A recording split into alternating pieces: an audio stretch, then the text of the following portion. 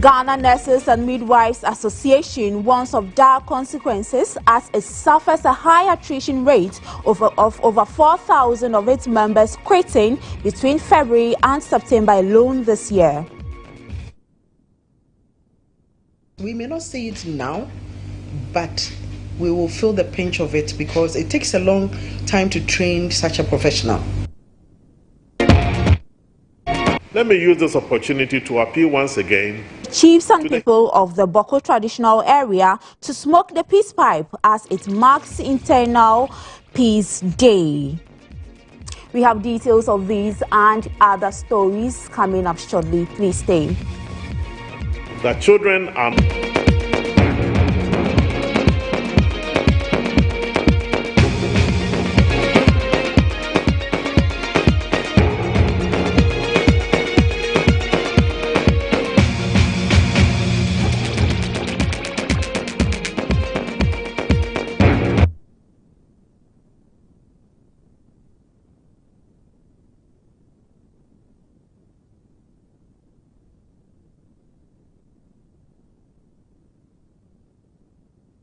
Thanks for staying. Let's begin the bulletin from the presidency. As President Nana Addo Akufo-Addo has called for immediate reform of the world's financial markets. According to him, the current system is a disadvantage to developing countries. As such, an equitable one that will serve all countries should be considered.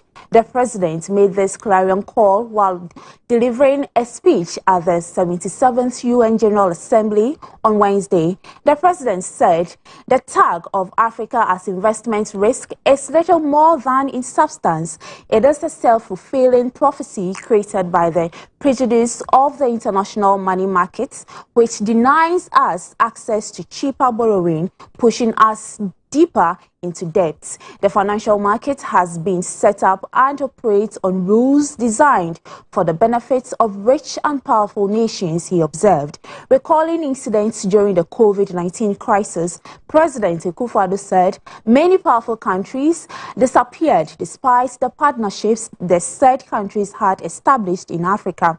He added that the downgrade of economies by rating agencies is further aggravating the hardships of African countries because of difficulties in servicing debts.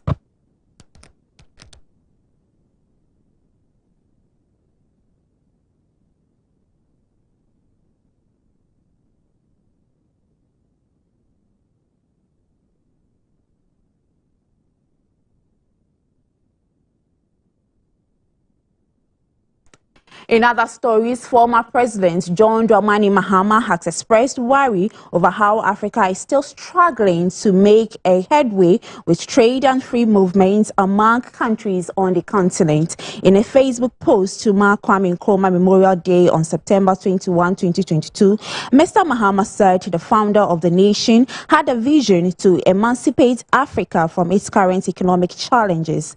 It is clear that we must find an African solution to our problems, and that this can only be found in African unity. Divided we are weak, united Africa could become one of the greatest forces for good in the world, the former president quoted Dr. Kwame Nkrumah. According to him, these visionary words by the founder of our nation, Osajifo Dr. Kwame Nkrumah, span the timeless future of Africa. Many decades later, we are still facing the challenges of common currency, intra-African trade, and free movement of people and goods across our continent, Mahama added. He said, truly, Kwame Nkrumah never dies because his words will ring true for Africa over timeless times.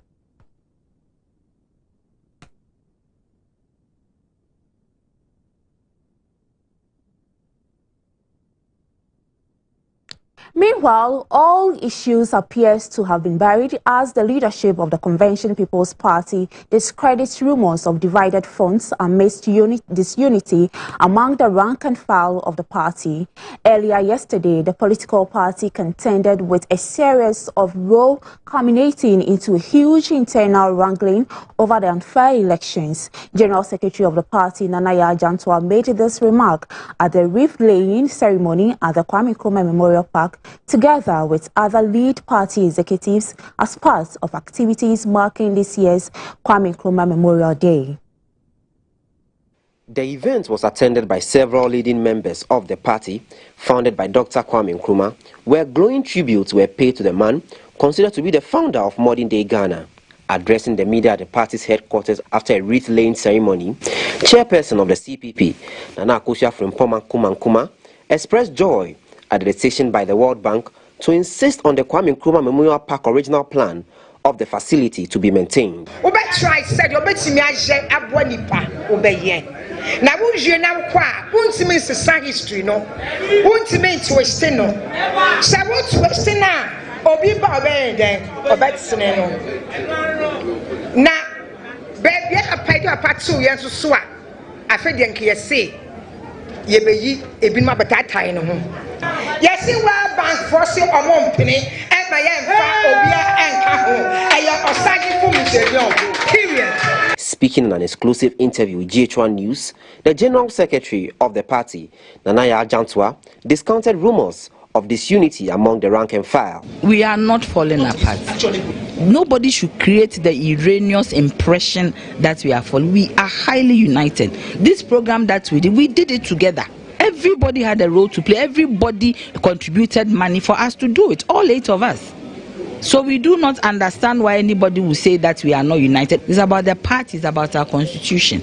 Any party that does not adhere to its constitution, we cannot stand. On his part, the former national chairman of the People's National Convention, Bernard Mona, bemoaned the current economic conditions being experienced by the ordinary Ghanaian. He blames successive governments for abandoning socialism and rendering the country an import-driven economy.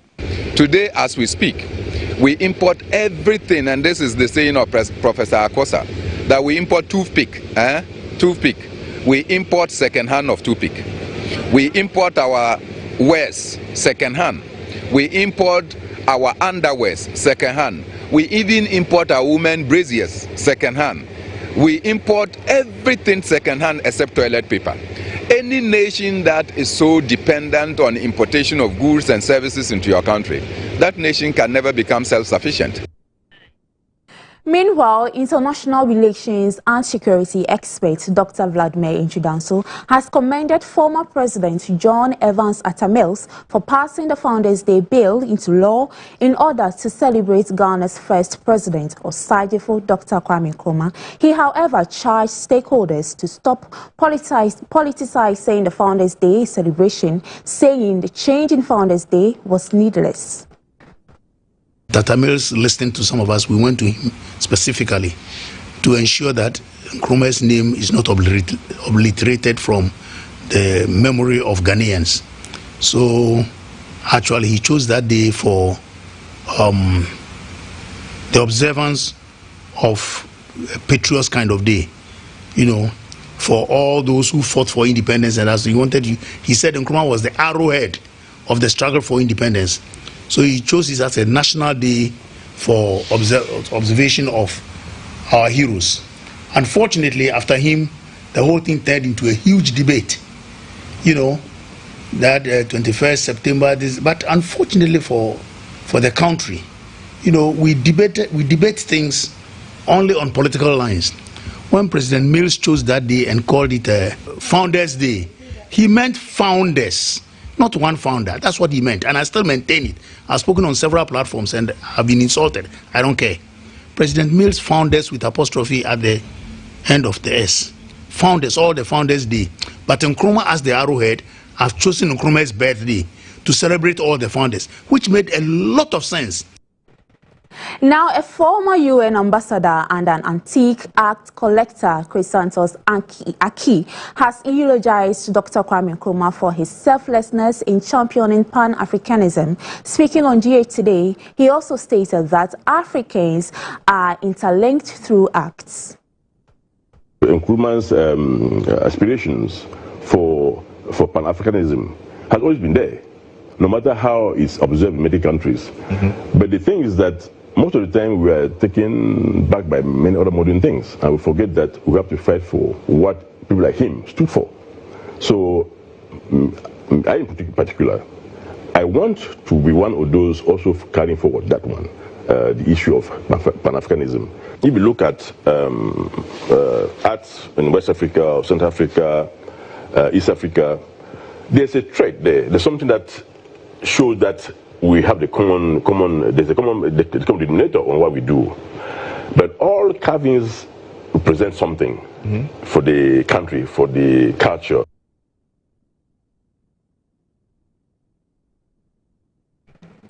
The National Peace Council is appealing to the chiefs and people of Boko traditional area to smoke the peace pipe as part of efforts of managing ethnic diversity in Ghana for sustainable peace. The council is urging Ghanaians to eschew tribalism, extreme partnerships, partisanship, and tolerate one another. Speaking at the commemoration of the International Peace Day, Reverend Dr. Ernest Tedujemfi decried the recurrence of violence in some parts of the country and called for a collaboration to end such entrenched positions that promote division in the country.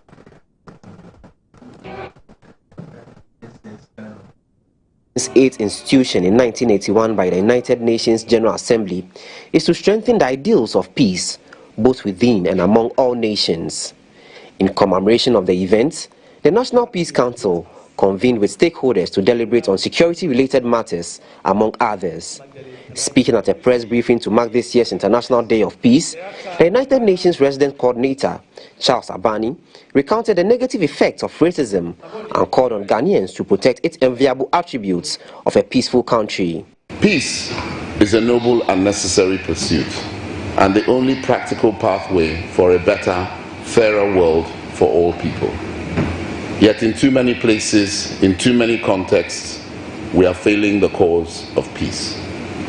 The theme of this year's International Peace Day, End Racism, Build Peace, reminds us of the many ways racism poisons people's hearts and minds and erodes the peace that we all seek.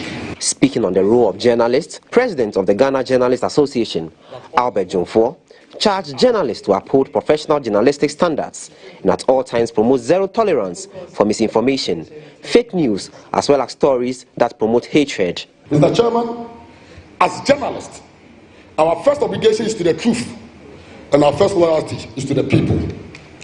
It is only through good journalism that we can solve our societal problems, including peace. Therefore, the GHA will strive to empower its members to be independent, free, and bold to serve the interests of the people for our common good. We will also encourage high professional standards and at all times push for zero tolerance for misinformation. However, the chairman of the National Peace Council, Reverend Dr. Ernest Tedujemfi, delivering his keynote address, called on the chiefs and people of the Boko traditional area to smoke the peace pipe.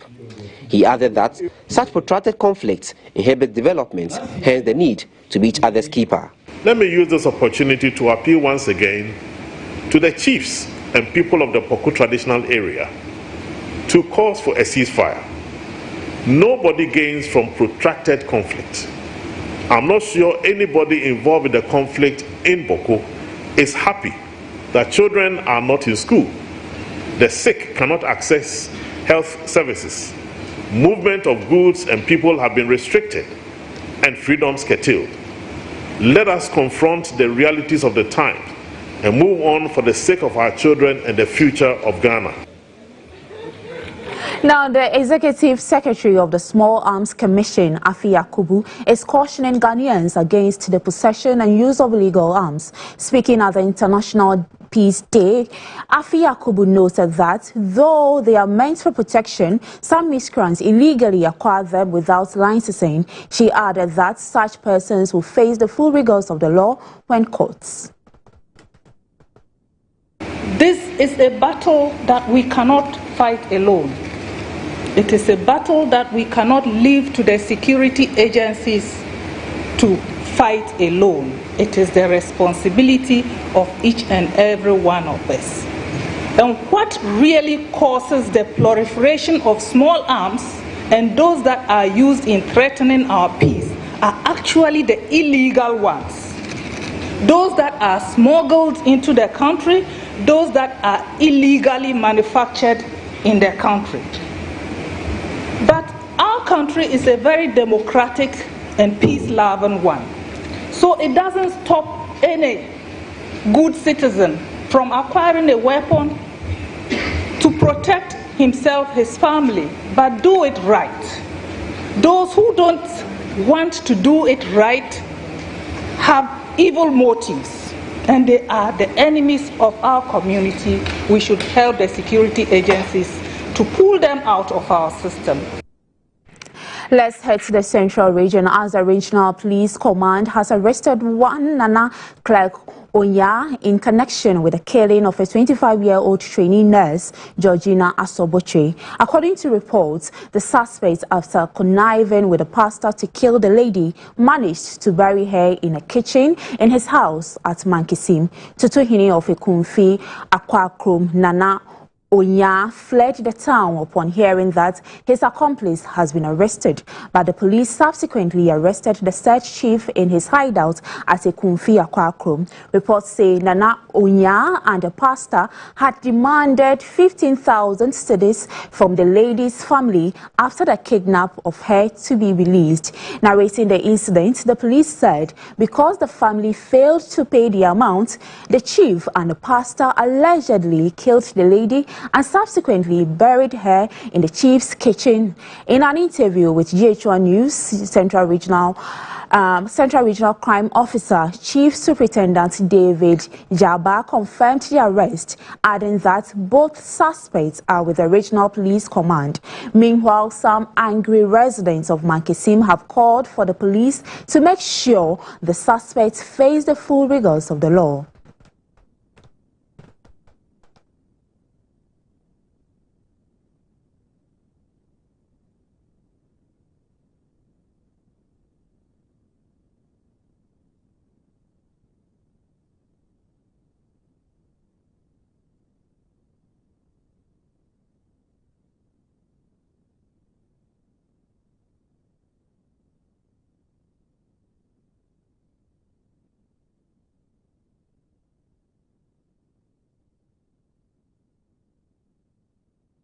The circuit court in Accra, presided over by Her Honor, Mrs. Ellen Ofei Aye, has issued a bench warrant for the arrest of a Lebanese man, Simon Anthony Saud, who has been charged together with his son for causing harm to a businessman. The 59-year-old Lebanese man, Simon Anthony Saud, and his son, Calvin Saud, 29, have been charged for conspiring to cause harm to a businessman, Charles Otu. However, Anthony Saud, who is the second accused person, has for a second time in a row failed to show up in the court for the commencement of the trial. At the last court sitting on August 23, the court threatened to revoke their bail conditions after the second accused person was said to have traveled out of the jurisdiction for medical evaluation in Lebanon without the prior permission from the court. His lawyers, per a medical excuse duty to the court, indicated that their clients would be back in their jurisdiction after 2 weeks from August 23. However, in court on Tuesday, September 20, 2022, the 29-year-old was again said to have still not returned to the country.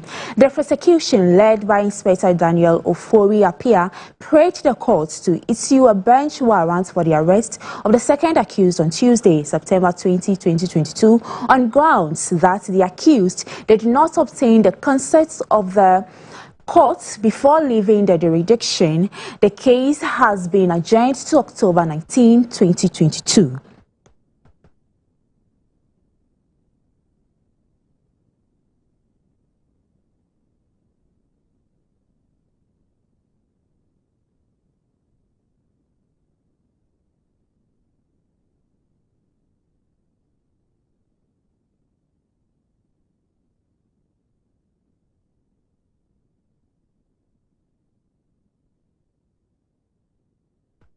The Deputy Minister for Agriculture, Frimpong Adu, says high production of coconut plants has the potential to mitigate against poverty through foreign exchange. He observes that the demand for the fruits the world over attests to its economic viability in changing the fortunes of the farmers. He made observation at the second edition of the International Coconut Festival here in Accra. The Coconut Festival is an initiative of the African Coconut Group under the auspices of the Ghana Exports Promotion Authority. The plant, which is endowed with various products such as oil, milk, sugar, charcoal, medicinal properties, and others, has the potential to mitigate against poverty through foreign exchange, especially in rural communities. Frimpong Adu is the Deputy Minister for Agriculture. Production has also increased steadily from 404,156 metric tons in 2019 to 412,459 metric tons in 2020. A higher productivity in coconut could therefore be one of the fastest means by which an impact can be made in alleviating poverty and improve farmers' income in rural areas. In Ghana, coconut is exported in the dehusked form, either dry or fresh, or as coconut oil, which contributes to foreign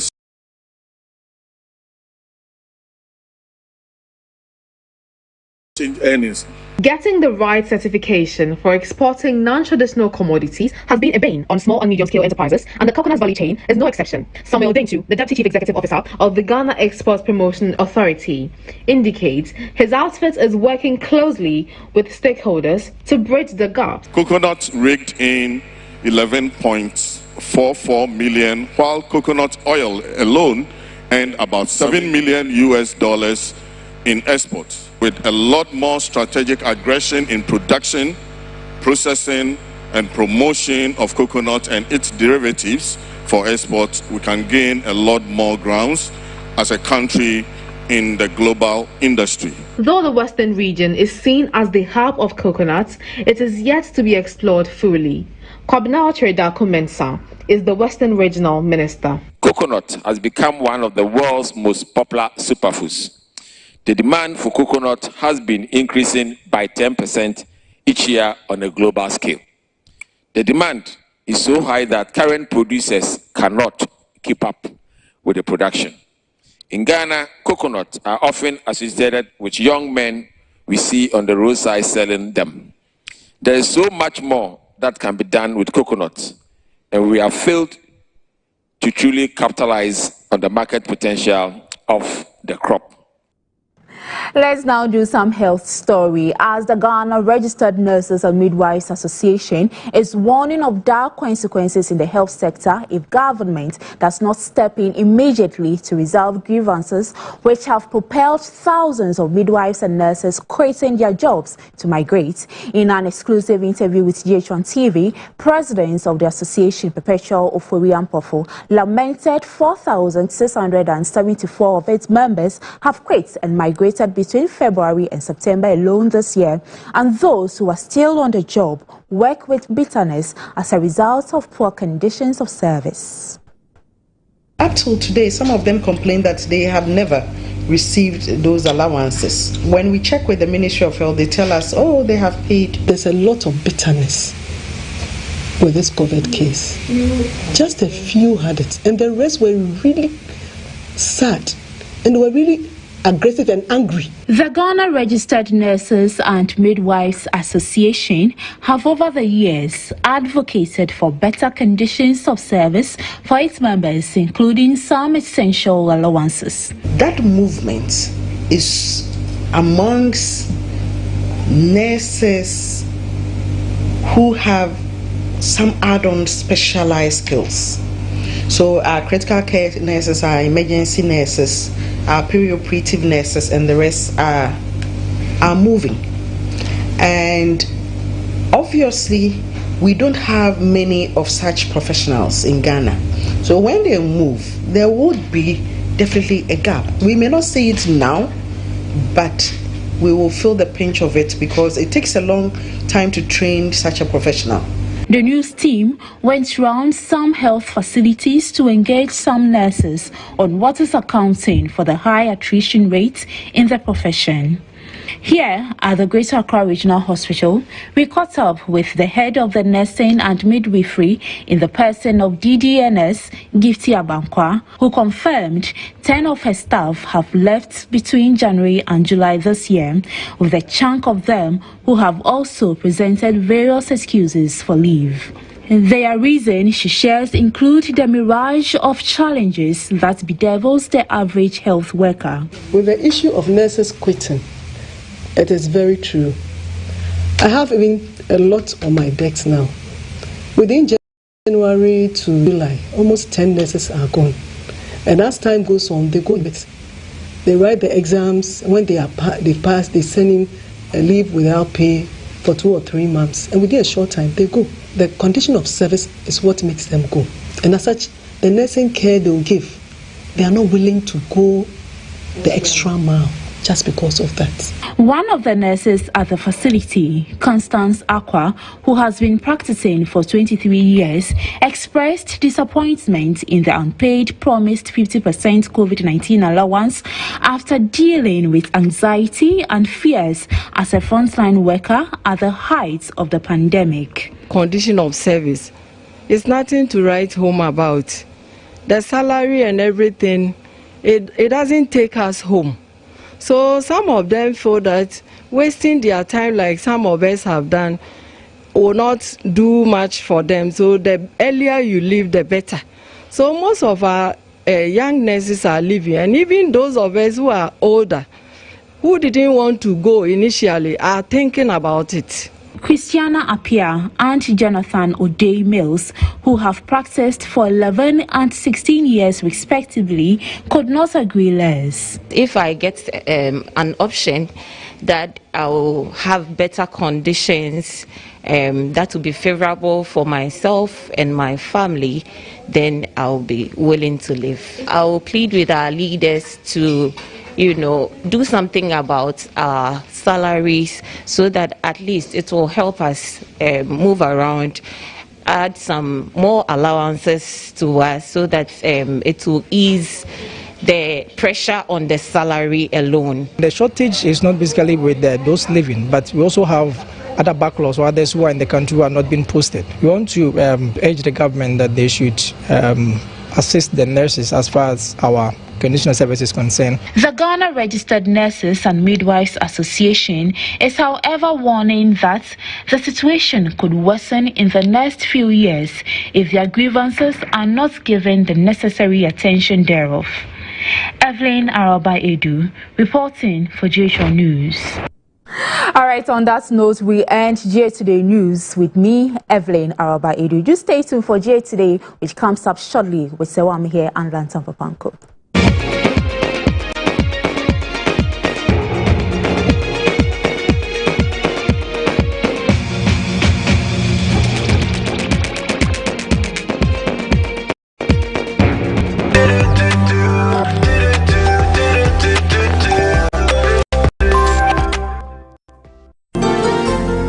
Jeanette Services presents the 2022 edition of Women in Worship. Themed